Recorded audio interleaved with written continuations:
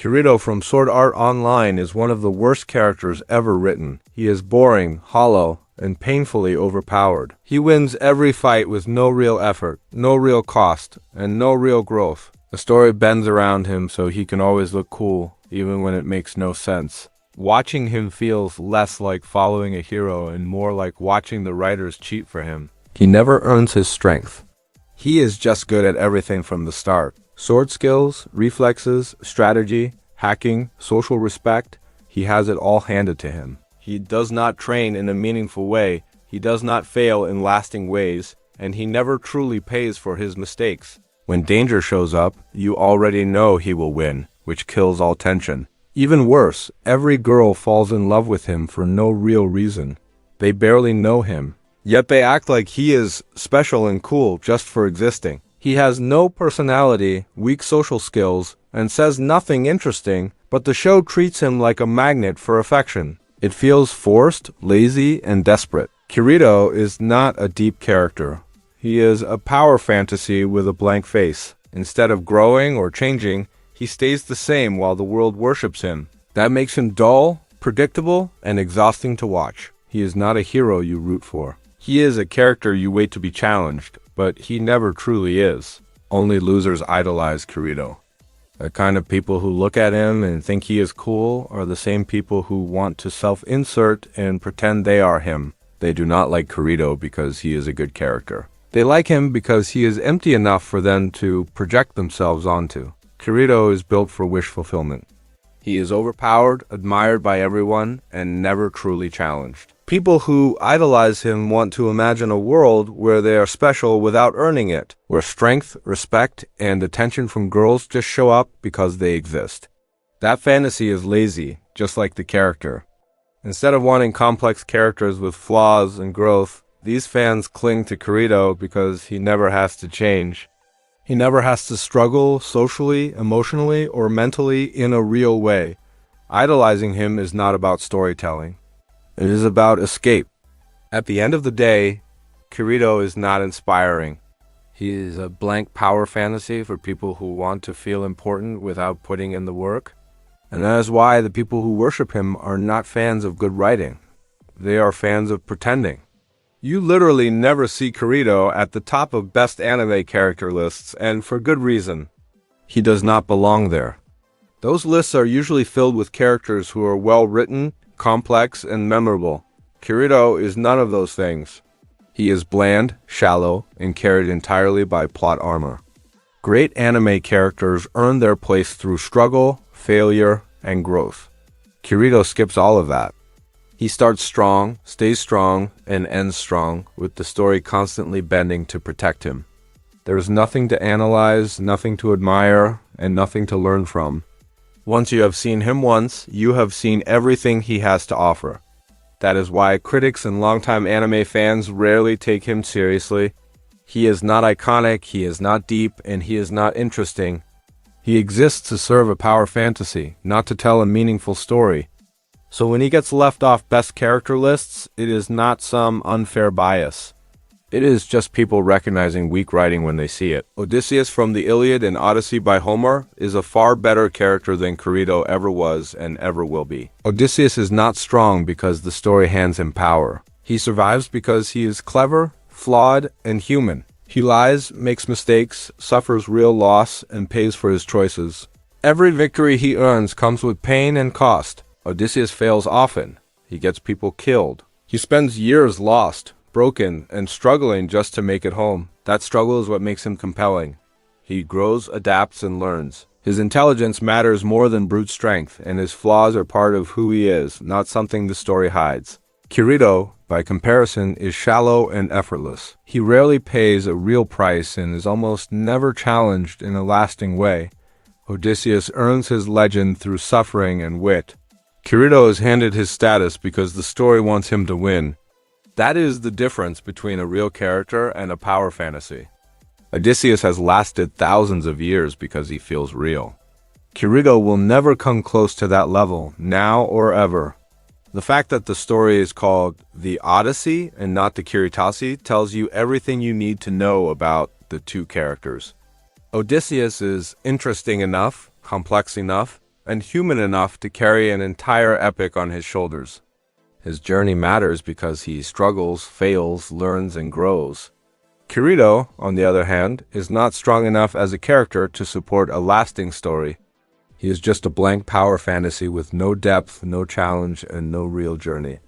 One character earns his legacy through hardship and intelligence, while the other exists only to make the audience feel special without doing any real work. Odysseus uses words as weapons just as much as swords. He lies, persuades, flatters, and deceives to survive impossible situations. His intelligence is active in every conversation, not just in battle. This makes dialogue matter in the story because what he says can save lives or doom them. His voice shapes events, showing that power does not always come from strength. He is also not always likable, and that is a strength of the character. Odysseus can be arrogant, harsh, and selfish. The story never pretends these traits are good. Instead, it shows how they sometimes help him win and other times cause disaster. This honesty makes him feel real, not polished or idealized. Odysseus feels guilt and grief deeply. The loss of his crew is not forgotten or brushed aside. Their deaths weigh on him and linger throughout the journey. Even when he keeps moving forward, that pain is still there. This gives emotional depth to his survival and reminds the audience that every victory has a cost. He also faces temptation and does not always resist it. Comfort, pride, and desire pull him off his path again and again. These moments slow his journey and create new dangers. Instead of being perfect, he is distracted and flawed, which makes his struggle feel human and earned. His love for home and family defines him. Odysseus is not chasing endless glory or conquest. He wants to return to his wife and son and reclaim his place. That longing gives the story heart. It turns the journey into something personal rather than just heroic. Odysseus often has to hide who he really is. He survives by staying quiet, pretending to be weak or living as a beggar. Losing his status and power humbles him. These moments show strength through restraint and patience, not dominance. He plans long-term instead of rushing forward. Odysseus waits, watches, and sets traps carefully. He tests people before trusting them and chooses the right moment to act. This patience makes his victories feel smart and earned, not lucky. Finally, Odysseus lives in a world that does not revolve around him. Gods argue, interfere, or ignore him based on their own desires. Fate pushes back against him instead of clearing a path. This resistance makes every success meaningful, because the world is not designed for him to win. The character of Odysseus is thousands of years old, and people are still talking about him today. His story has survived wars, empires, and entire civilizations rising and falling. That kind of endurance does not happen by accident. It happens because Odysseus is a truly great character, one who feels human, flawed, and meaningful, no matter the time period. Odysseus still gets taught in schools, rewritten in books, studied by scholars, and discussed by regular people. His struggles still matter because they reflect real human problems like pride, loss, loyalty, and survival. He continues to inspire new stories because he has depth that never runs out. Sword art online will never come close to that kind of legacy. It is a product of its time, built on trends and wish fulfillment. When those trends fade, so will the interest. Kirito is not timeless, complex, or meaningful enough to last. Nobody will be talking about Kirito in 1,000 years. He will not be studied, reinterpreted, or remembered as a great character. Odysseus has already proven his greatness by surviving thousands of years. Kirito has not and never will. Anyone who genuinely thinks Kirito is a better character than Odysseus is completely out of touch with storytelling. That comparison alone shows a lack of understanding of what makes a character great. Odysseus is layered, flawed, and human, while Kirito is shallow, effortless, and protected by the plot at every turn. Putting them on the same level is absurd. Odysseus represents real struggle, consequence, and growth. His story has meaning, weight, and lasting impact. Kirito represents wish fulfillment and nothing more. He exists to make the viewer feel powerful without earning it. Thinking Kirito even comes close to Odysseus is not a hot take, it is just ignorance of good writing. This is not a matter of opinion or taste. One character has endured for thousands of years because he reflects real human nature.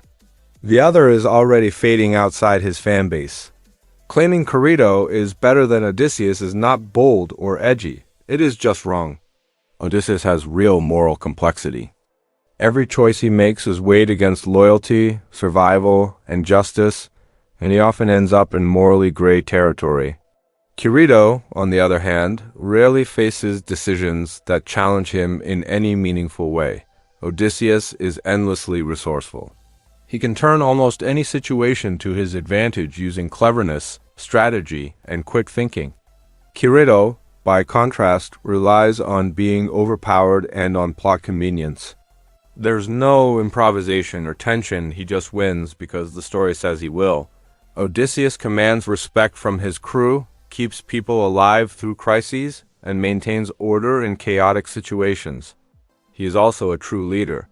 Kirito, meanwhile, rarely shows real leadership beyond following his own instincts or solving problems alone.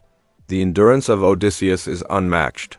He suffers physically, emotionally, and mentally for years on his journey. Loss, hunger, betrayal, they shape him and test him constantly. Kirito faces threats briefly and rarely experiences prolonged hardship, making his victories feel empty. Odysseus has enormous cultural and historical significance. He is a foundational figure in Western literature, inspiring countless adaptations and studies. Kirito, while popular in anime circles, has limited cultural impact and will not have the same lasting legacy. Psychologically, Odysseus is deep and layered. He wrestles with fear, doubt, pride, and guilt, and his inner struggles directly influence his actions. He is also versatile as a character. Kirito, in contrast, rarely shows internal conflict, leaving him emotionally flat and one-dimensional. Odysseus can be wise, cunning, ruthless, or compassionate without losing his essence. Kirito is rigid, take him out of his original story, and there is almost nothing to adapt or explore. Finally, Odysseus leaves a real impact on other characters, whose decisions and intellect change those around him. The relationships of Kirito often feel shallow, and he rarely transforms the people in his world. All of this makes Odysseus timeless, compelling, and endlessly fascinating. Kirito, by comparison, is shallow, overpowered, and forgettable. There is no contest. Odysseus is the king of Ithaca, and he truly earns that title. He is a leader, strategist, and survivor who guides his people, protects his family, and proves his worth through intelligence, bravery, and perseverance. His kingship is not just inherited, it's constantly demonstrated through his actions, decisions, and ability to overcome incredible challenges. Kirito, on the other hand, is called the Black Swordsman, which is a much less impressive and meaningful title. It is flashy sounding but ultimately meaningless, highlighting style over substance. Unlike Odysseus, the title of Kirito does not reflect leadership, wisdom, or earned respect. It simply marks him as a generic hero in a power fantasy story. The difference shows just how much more depth and credibility Odysseus has as a character.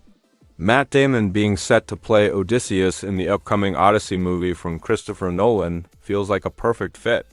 Damon has spent his entire career playing intelligent, driven characters who survive through wit as much as strength.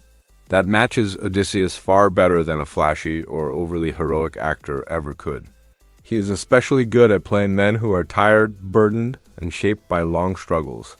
Odysseus is not a fresh hero chasing glory. He is worn down by war, loss, and years of suffering. Damon has the kind of grounded presence that can sell that exhaustion and quiet determination without needing exaggerated speeches or overacting. Matt Damon also excels at showing inner conflict.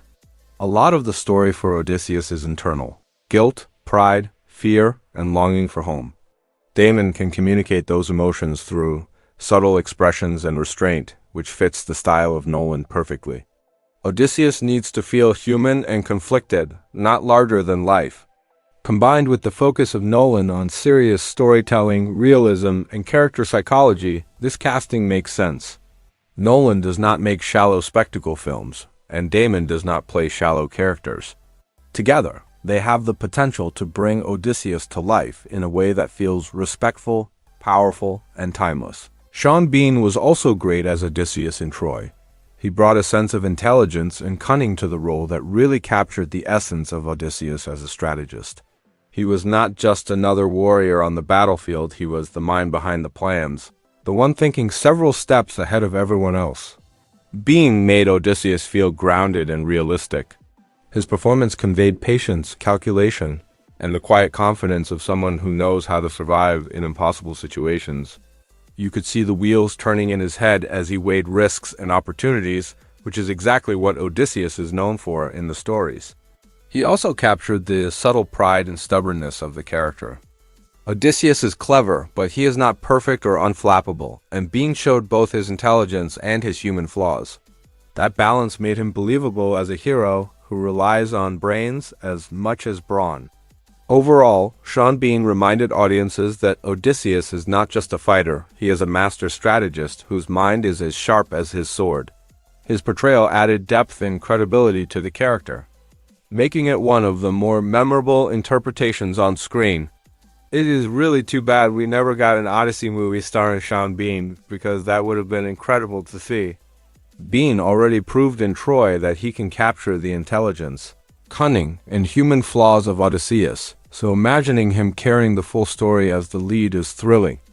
Seeing him navigate the trials of the long journey home, outsmarting gods and monsters while dealing with loss and temptation, would have been amazing. His presence alone would bring weight and credibility to the role, making every scene feel tense and meaningful. A full Odyssey movie with Sean Bean at the center would have been a chance to see the cleverness, ruthlessness, and vulnerability of Odysseus fully realized on screen. It is the kind of casting that could have turned the story into a cinematic classic, and it is disappointing that it never happened. It would also be pretty ironic because Sean Bean is famously known for dying in almost every movie he appears in. Fans practically expect it as part of his on-screen persona.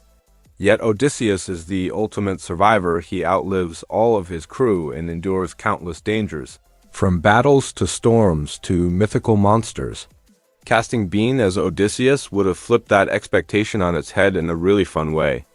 Instead of being the character who always dies, he would be the one who survives against all odds. It would have been a clever, almost meta twist for audiences familiar with his filmography.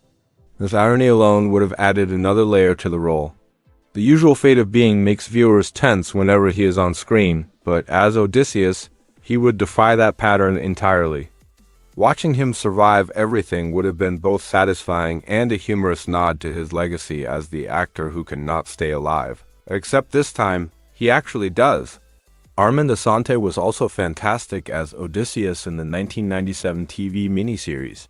He brought a commanding presence to the role, capturing both the strength and intelligence that define the legendary hero. Unlike some portrayals that focus only on the cunning of Odysseus or his fighting skills, Assante balanced both, showing a man who is brave on the battlefield but also clever and resourceful in his thinking. Assante also conveyed the emotional depth of Odysseus. He made the struggles of war, loss, and the long journey home feel real and personal. His performance showed Odysseus as a human being, not just a heroic archetype, making it easy for viewers to connect with him on an emotional level. Additionally, Assante had a gravitas and charisma that made Odysseus feel like a leader worthy of respect. Every decision he made seemed deliberate and thoughtful, reflecting the strategic mind that is central to the character. His portrayal helped bring the epic story to life and made the miniseries a memorable adaptation of the tale. Ralph Fiennes as Odysseus in The Return is fantastic and deeply compelling. The film stays grounded with no gods or monsters, which means it relies entirely on human drama, emotion, and performance, allowing him to show Odysseus as a weary, broken, but still powerful man shaped by loss, patience, and survival. The movie follows Odysseus as he finally returns to Ithaca after years of war and suffering, only to face a home that no longer feels familiar. Broken by everything he has endured, He must confront the emotional scars of war and figure out how to reclaim his place, his identity, and his humanity in a world that moved on without him. Kirk Douglas was also excellent as Odysseus in Ulysses, bringing a bold and heroic energy to the role. His performance leans into classic adventure, presenting Odysseus as confident, physical, and larger than life, which makes the character feel like a true mythic hero of his era. As you can see, each actor brings a unique approach to Odysseus, showing how versatile and layered the character truly is. From Sean Bean with calculated cunning, to Matt Damon with grounded determination, to Armand Assante with a commanding presence, each portrayal reveals a different side of Odysseus. This variety shows that Odysseus is more than just a hero. He is a complex, multi-dimensional character who can be interpreted in countless ways. His intelligence, flaws, resilience, and humanity can be emphasized differently depending on the actor. Yet the core of who he is remains powerful and compelling. The fact that so many talented actors can bring him to life in distinct ways proves why Odysseus endures as one of the greatest characters in literature.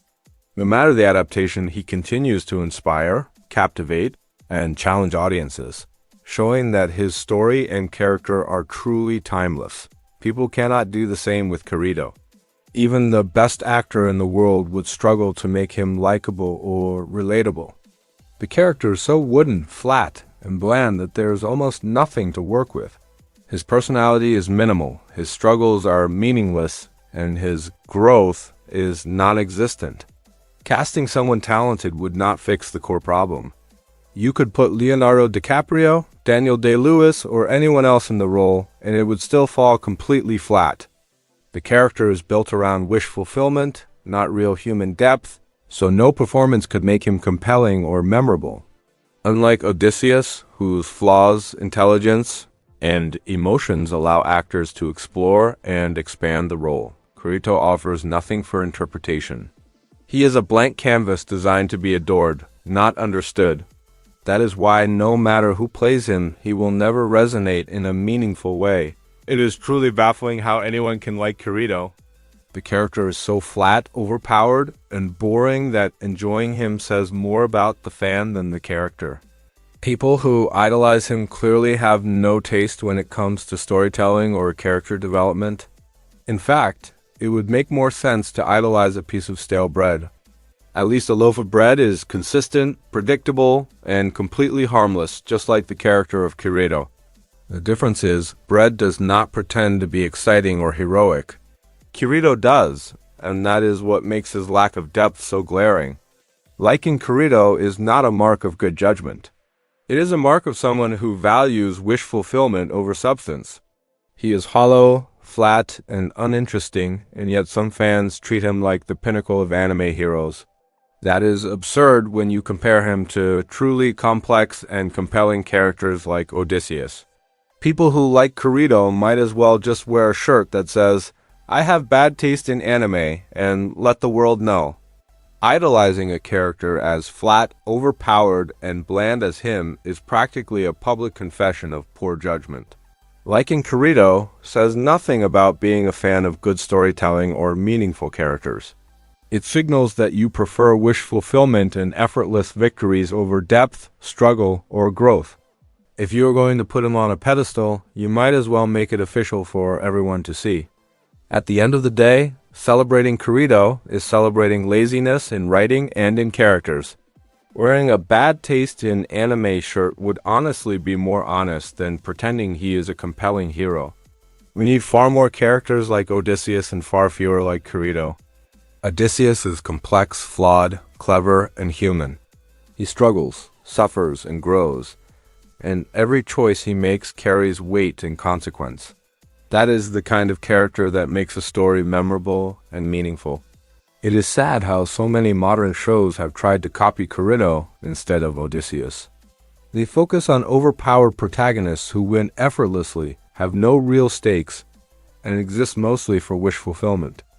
This trend has led to countless flat, forgettable characters who bore audiences instead of challenging or inspiring them. Stories would be far stronger if creators looked to Odysseus as a model. Characters who think, struggle, fail, and evolve create tension, drama, and emotional depth. Kirito-style characters might be flashy and popular in the moment, but they do not leave a lasting impact, and that is what truly makes a hero unforgettable. I would trade Kirito and every single one of his knockoff copycats for just one well-written anime character based on Odysseus. Kirito and his clones are all the same flat, overpowered, and boring, while an Odysseus-inspired character would have depth, intelligence, and real human flaws. One character like that could carry a story, create real tension, and make every victory feel earned. They would think, struggle, fail, and grow in ways Kirito never does. Every scene would matter because the audience would care about the choices, risks, and consequences. Instead of endless wish-fulfillment protagonists, one Odysseus-style character could redefine what an anime hero should be. I would gladly give up all of the empty victories and predictable adventures of Kirito for that kind of meaningful storytelling. Sword Art Online taught the wrong lessons to authors. Instead of showing them that well-written, complex characters are what makes stories meaningful, it demonstrated that sloppy, poorly written power fantasy protagonists are what people supposedly want to see. That is a dangerous message for storytelling. The idea that a character can be overpowered, flat, and unchallenged and still be adored is simply wrong. People with good taste do not find that compelling at all. They want characters who grow, struggle, fail, and feel human. Kirito-style heroes provide none of that, yet Sword Art Online made them seem desirable. In reality, only very young or immature audiences, basically 5-year-olds in terms of narrative, expectations would be satisfied by a character like Kirito. Mature viewers, or anyone who cares about real character development, recognize how hollow and uninteresting this approach is. It is a model of storytelling to avoid, not emulate. July 2026 cannot come soon enough. I am beyond excited to see the Odyssey, and it is easily my most anticipated movie of next year. Every detail about it, the story, the cast, the director has me counting down the days. The idea of seeing Odysseus brought to life on the big screen is thrilling. After reading and studying the epic for so long, watching a modern adaptation promises to finally capture the cunning, bravery, and complexity of the character in a visual and cinematic way.